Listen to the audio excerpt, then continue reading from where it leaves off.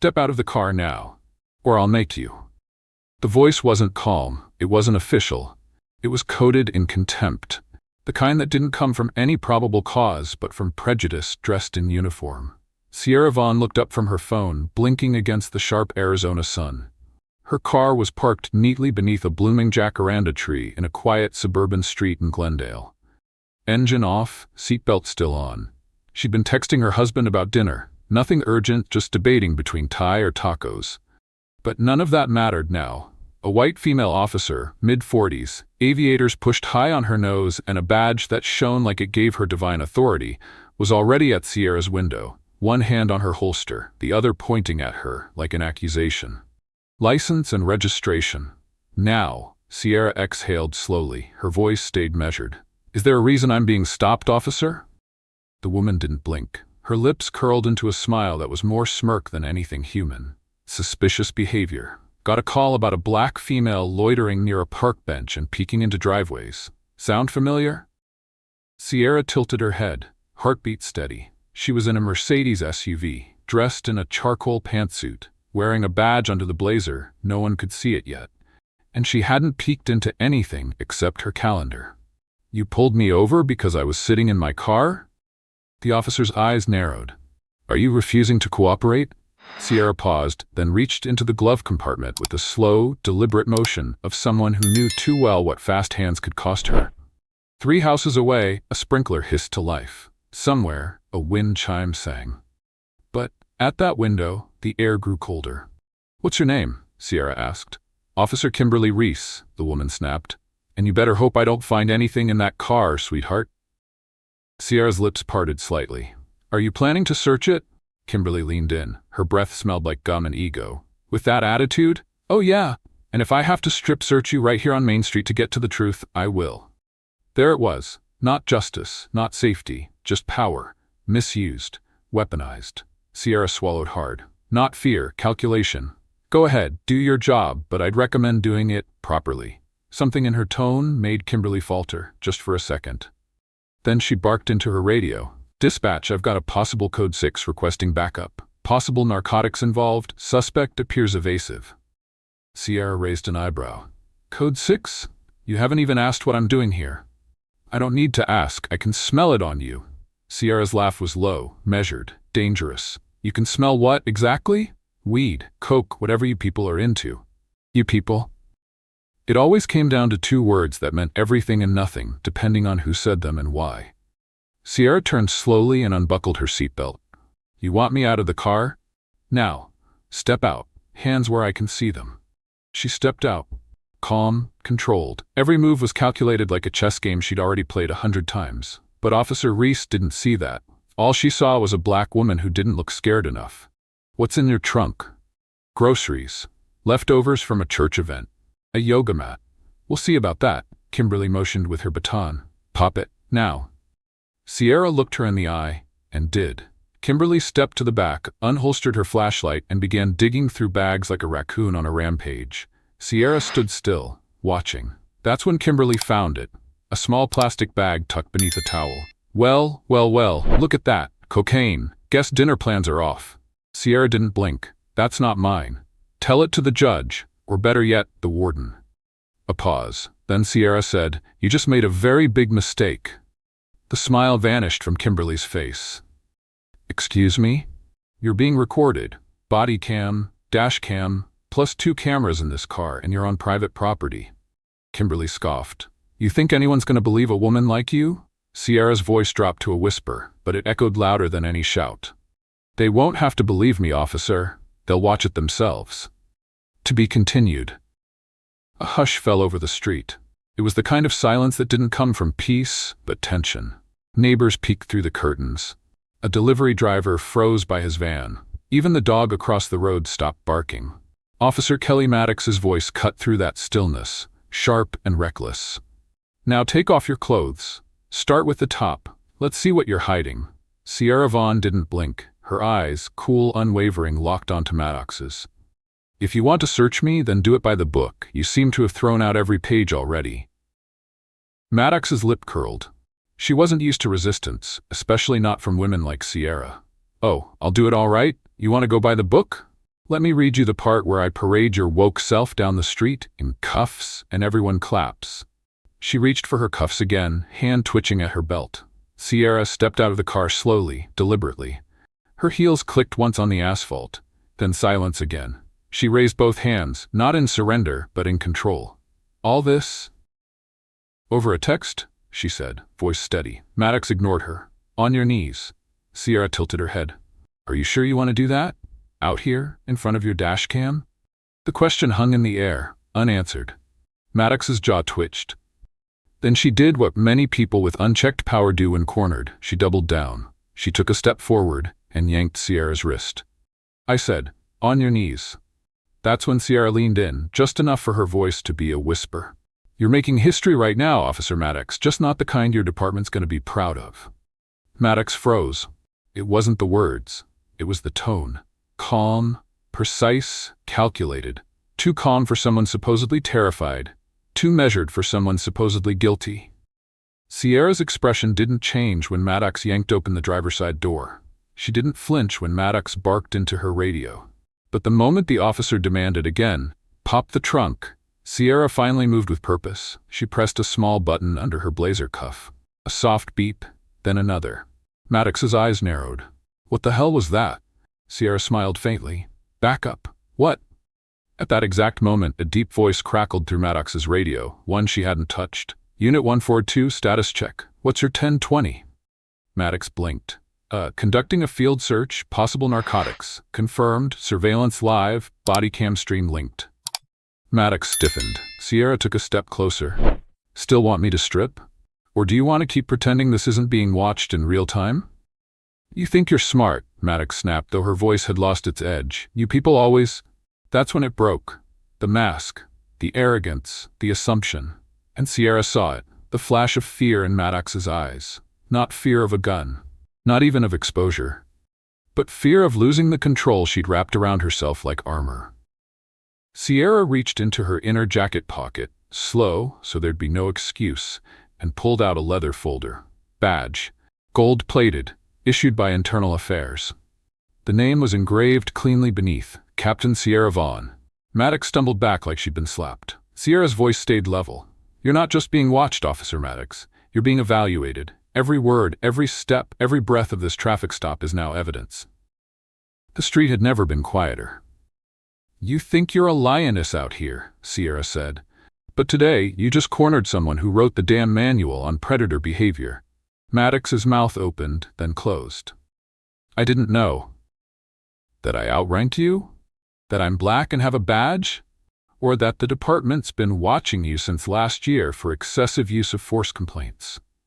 She held up her phone, screen already recording. "Let me help you connect the dots. My first day back in the field since my promotion, my first target, a cop who's been bending protocol until it screams. You baited me." "No," Sierra said, stepping closer. "You exposed yourself." Maddox stood frozen. Her knuckles whitened as the truth crept in like cold water through cracked boots. She was no longer the one in control. The woman she'd tried to humiliate was not only recording, she was dismantling her. "Listen," Maddox stammered, her voice fraying at the edges. "I didn't mean." Sierra held up a single finger. Maddox stopped. "Let me ask you something," Sierra said calmly. Her voice wasn't loud, but it didn't need to be. "Would you have ordered a white woman to strip on a public street? Accused her of hiding drugs with zero probable cause?" Silence. Sierra didn't blink. "Exactly." She reached into her blazer and pulled out a second phone. "Just in case you're still holding on to the fantasy that this can be swept under the rug, let me clarify." She tapped the screen. A man's voice filled the air through the speaker, clipped and professional. "This is Deputy Chief Morales. Captain Vaughn, we're receiving your live feed. All parties are logged. Proceed with full authority." Maddox's lips parted, but no words came out. Her breath caught. Sierra took a step closer. "Officer Kelly Maddox, by the authority vested in me as a captain of Internal Affairs, I am placing you under administrative review, effective immediately. Your weapon will be surrendered, your badge turned in by the end of the day." This is my career," Maddox choked. "You don't know what I gave up for this job." Sierra's eyes didn't flinch. "You think you're the only one who bled for the badge?" she said. "I earned this uniform when all they saw was my skin, I buried brothers in blue who treated me like family. I've been saluted, I've been spit on, and I never, ever used that power to humiliate another human being on a sidewalk."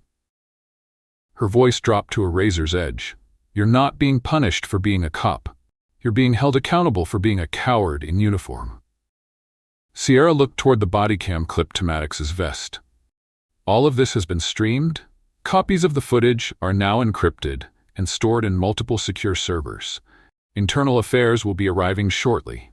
Your cruiser, your conduct history, and your arrest logs for the past 24 months are now subject to federal audit." Maddox stumbled a step back. Her mouth opened, perhaps to beg, perhaps to deny, but no words formed. For the first time in her career, she didn't know what to say. A black SUV with tinted windows pulled up silently to the curb. Two officers stepped out, one Latino, one Asian. Both wore dark IA windbreakers. No sirens, no chaos, just certainty. They didn't ask questions. They already knew. Sierra turned to walk back to her car. She gripped the door handle but paused, turning back one last time. "Kelly," she said, voice softer than before. "Justice isn't a weapon, but if you keep using it like one, don't be surprised when it cuts back."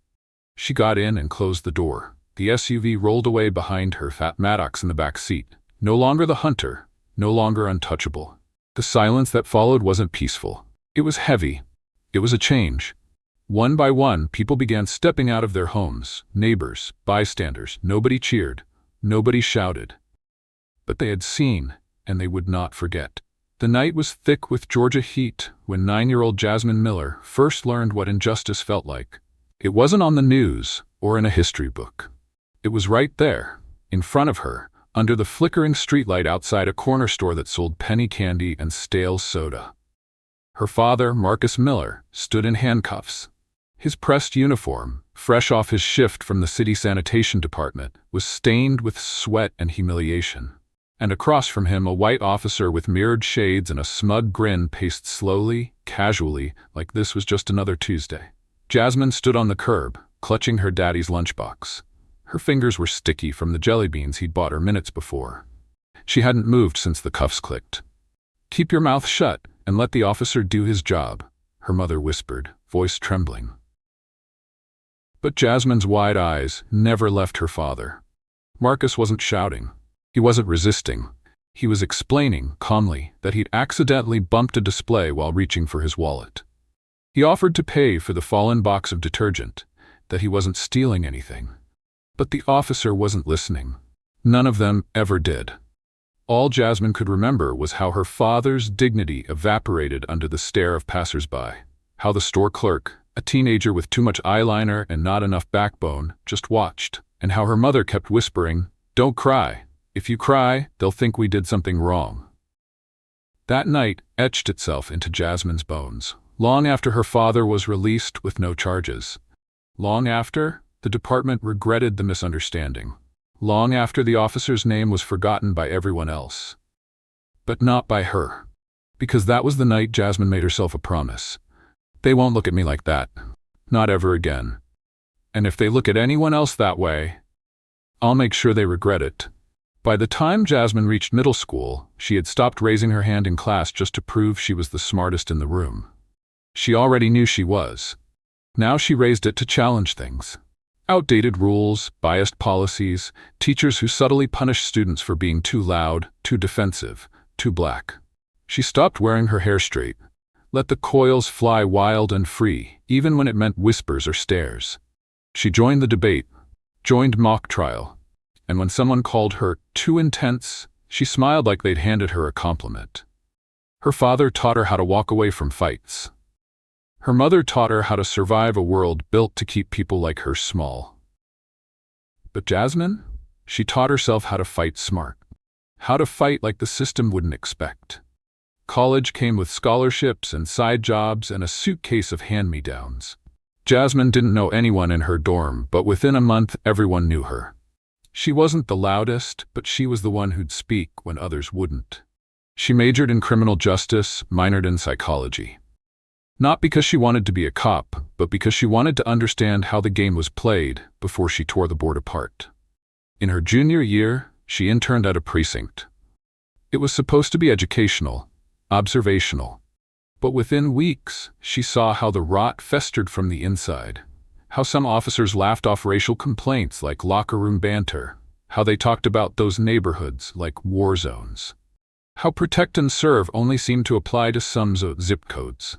Once, she watched a training officer slam a kid against a squad car for mouthing off. The boy couldn't have been older than 12. She wanted to scream. Instead, she wrote a report, documented it, quietly sent it to Internal Affairs. The officer was transferred, for unrelated reasons, they said. But Jasmine knew better. She was learning, watching, sharpening. The academy didn't want her at first. "You've got a chip on your shoulder," one recruiter said. "Damn right I do," she replied. "It's made of steel and I earned it." But eventually, she got in. And not just that, she graduated top of her class. The girl who once watched her father get handcuffed for buying soap, she now wore a badge. But hers came with a warning. "I'm not here to play by your rules. I'm here to rewrite them." By her early 30s, Jasmine had been promoted twice. She was the one who questioned procedure, challenged her superiors, filed complaints when everyone else stayed silent. They tried to freeze her out, tried to transfer her, tried to break her. But she wouldn't bend, because every time she closed her eyes, she saw her father's wrists. And that was enough. Enough to keep going. Enough to walk into the lion's den every day with her back straight and her mind sharp. She didn't climb the ladder to fit in, she climbed it to kick the door open from the top. By 42, she'd done what almost no one thought she could. Captain, Internal Affairs. One of the only black women in that role in the state. She didn't announce it, didn't post it. But the day she got the call, she drove back to the corner store, the one from that night. It was boarded up now, faded, forgotten. But Jasmine stood there anyway, under the same streetlight, and whispered, "I kept the promise, Daddy." The promise Jasmine made at that corner store wasn't just a child's vow. It became her blueprint.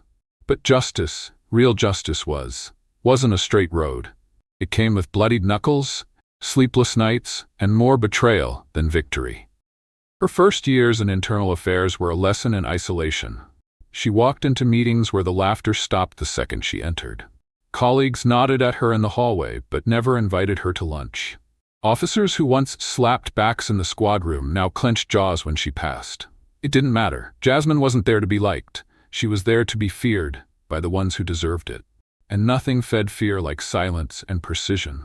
She never raised her voice. She never made threats.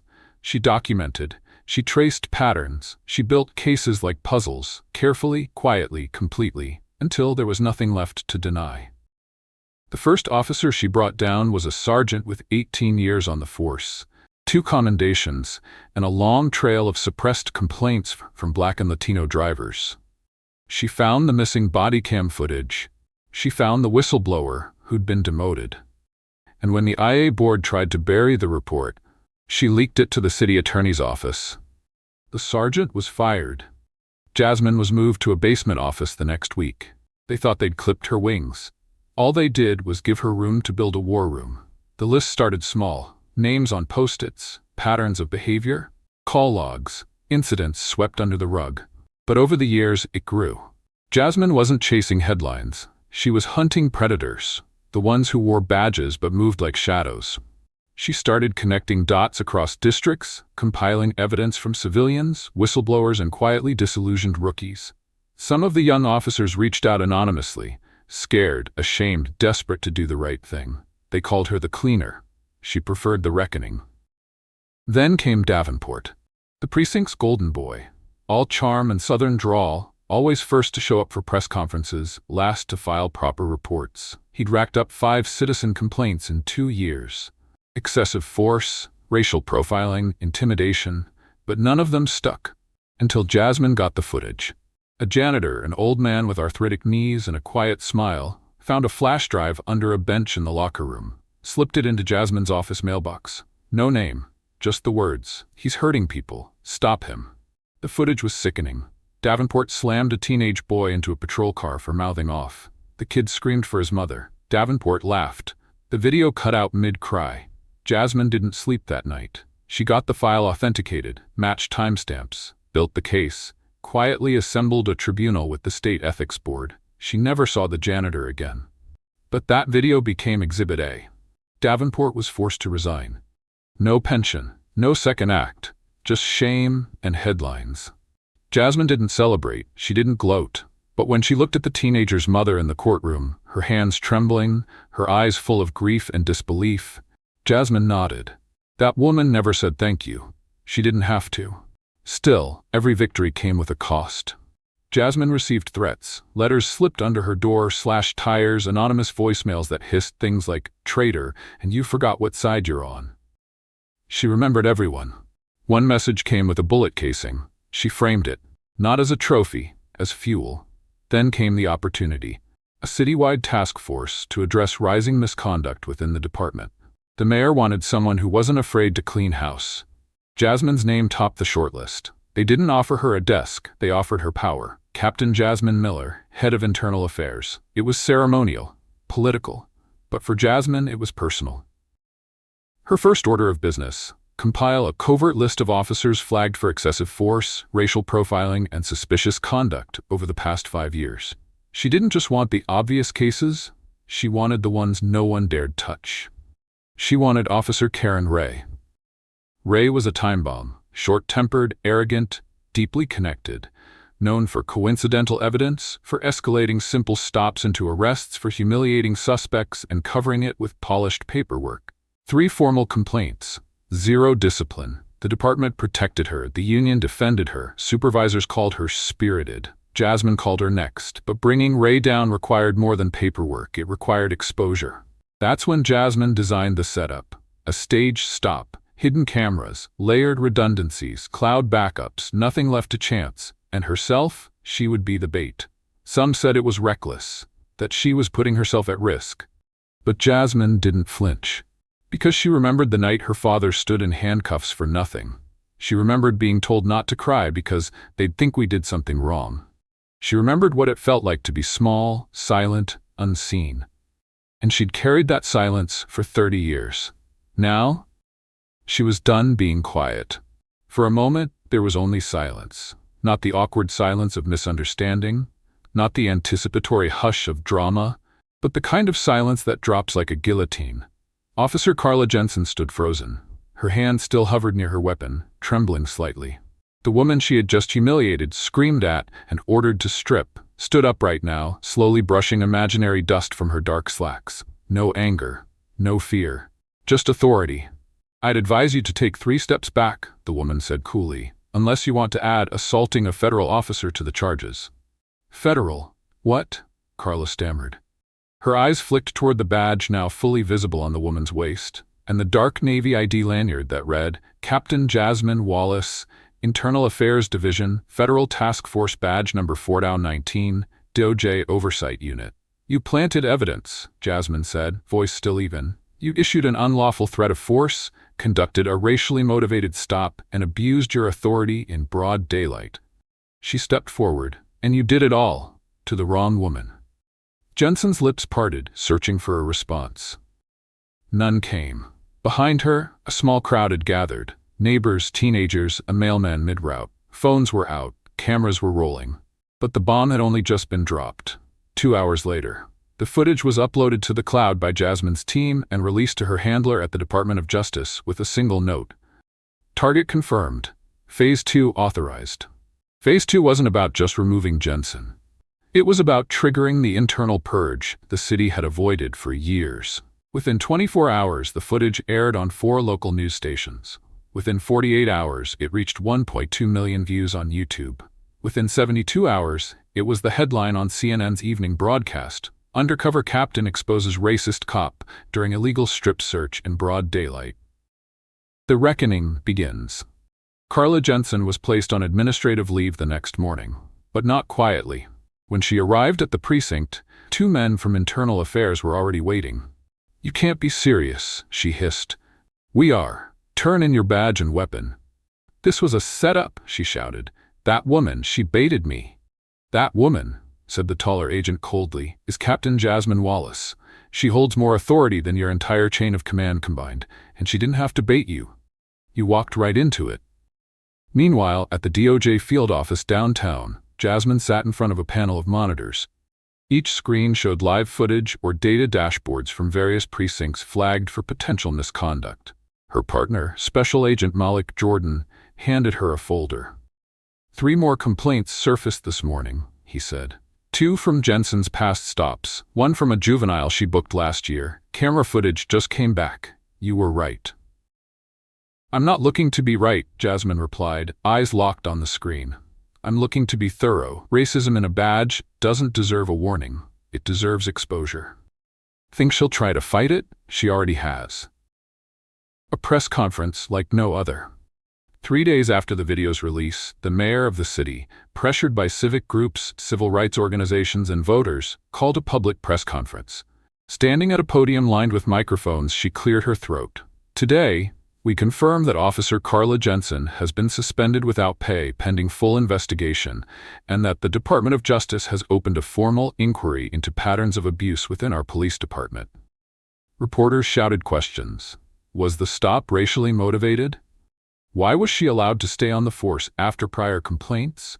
Is Captain Wallace part of a larger investigation? But it was the final moment that turned the tide. The mayor stepped back, and Jasmine Wallace took the podium. Jasmine's statement. Her voice was calm, deliberate, every syllable sharpened by years of silence. For too long, she began, officers like Carla Jensen have worn their uniforms like armor, not to protect the public, but to shield their prejudice. They target based on color, posture, and accent, and they count on silence, on victims too scared, too powerless, too tired to speak up. She paused. I was sent to test a department, but what I found was a sickness, not just in one officer, but in a system that enabled her, excused her, and even promoted her. She looked directly into the camera. To every black woman who's ever been told she's angry for defending herself, to every teenager labeled a thug for standing on a corner, to every mother who's had to teach her son how to survive a traffic stop. Her voice didn't break, but the room did. I see you, and I will not stop until they do too. The backlash came swiftly and loudly, but not in Jasmine's direction. Within 5 days, over 230,000 people signed a petition calling for Jensen's termination. 6 officers previously partnered with her were put under review. An op-ed titled, "How Many Jasmines Did We Silence Before This One?" went viral. A state senator publicly demanded a DOJ audit of the entire department. But perhaps most powerfully, high school students walked out of class, holding handmade signs that read, I could be Jasmine. My skin isn't probable cause. Badge, immunity. The internal fallout was nuclear. Captains who had long known Jensen's behavior began issuing carefully worded statements. Officers distanced themselves, some tried to play the shocked card. But records don't lie. Dozens of minor infractions, a trail of dismissed complaints, and now a viral strip search of a black woman who turned out to be the very person monitoring them. A younger officer, Detective Priya Nair, sat in the break room watching the footage again. I knew she was trouble, Priya murmured. You knew, another officer said quietly, but you stayed quiet. So did you. Yeah, but that ends today. They weren't the only ones. At home, the personal cost. Jasmine returned home late that night. Her townhouse was quiet. Outside, a news van still idled a block away. Inside, her answering machine blinked with 27 voicemails. She didn't press play. She went to the kitchen, poured a glass of water, and leaned on the counter. Her hand trembled slightly. Not from fear, from release. She had spent decades watching officers like Jensen be protected by procedure, watching community outrage die out after a news cycle, watching justice fade under red tape. Not this time. She stared at her reflection in the microwave door, not smiling, just steady. I'm not done yet, she whispered to herself. Within the next 2 weeks, Jensen was officially terminated. A new city initiative was launched, Unmask the Badge, allowing civilians to anonymously report abusive behavior by law enforcement with DOJ oversight. Jasmine Wallace was invited to testify in front of the Senate Subcommittee on Civil Rights and Law Enforcement Reform. But the most striking change? In the same neighborhood where Jensen pulled her over, a mural appeared. It showed Jasmine, not in uniform, not with a badge, but standing in front of a mirror. Her reflection showed the badge. Her real self did not. Above it, in bold letters, not all heroes wear uniforms, but they all stand up. The hearing room at the Senate subcommittee was grand, high-ceilinged, all marble and glass and echo. But Jasmine Wallace sat still, steady in her navy suit, unshaken by the cameras or the senators or the swarm of press outside. This time, she didn't have to go undercover. This time, she was invited. Senator Claiborne, a silver-haired man known for his skepticism, leaned forward on the microphone. "Captain Wallace," he said, "why didn't you walk away? Why not let the system take care of Officer Jensen through regular channels?"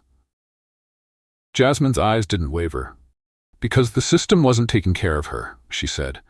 "It was protecting her, and it has protected others like her for years. If I walked away, that wouldn't have been neutrality. That would have been consent." The room went still.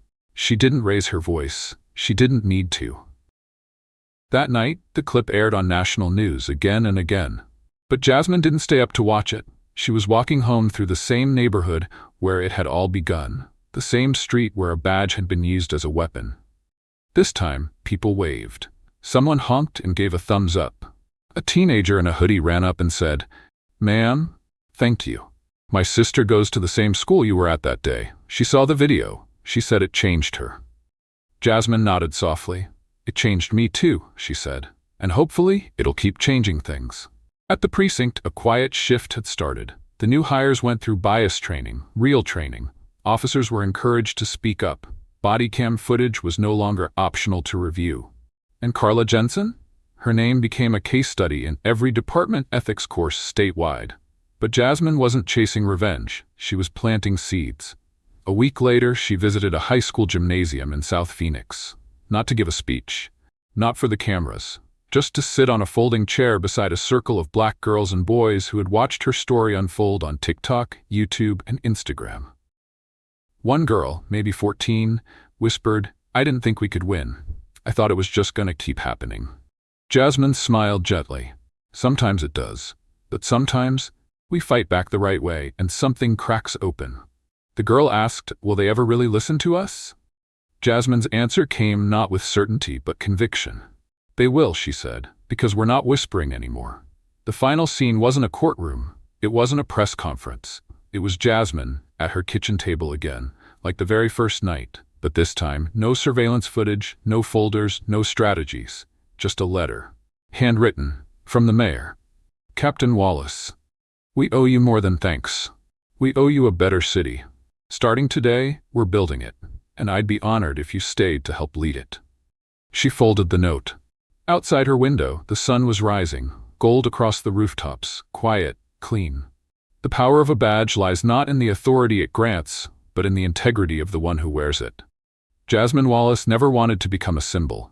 But when silence became complicity, she stood. And in standing, she reminded a nation, justice isn't passive, it's a decision. Every day, every choice, and sometimes it comes wearing no armor at all, just truth.